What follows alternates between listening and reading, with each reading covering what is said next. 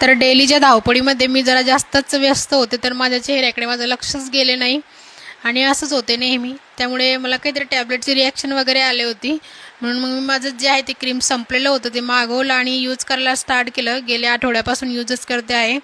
तर तुम्ही first video बघितला असेल, माझ्या चेहऱ्यावरती खूप टॅनिंग वगैरे होती, पिंपल्स वगैरे होते. आता थोडंसं क्लीन वगैरे होत चाललेलं आहे.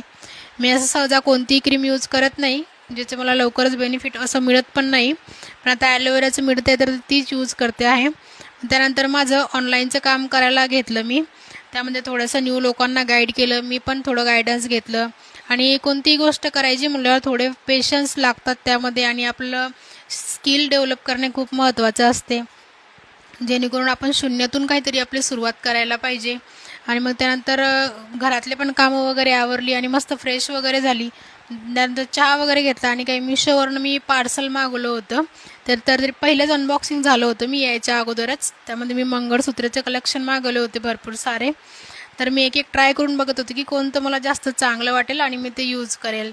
तर असा होता माझा आजचा दिवस. असेच नवीन व्हिडिओ बघण्यासाठी मला फॉलो करा. Thank you for watching.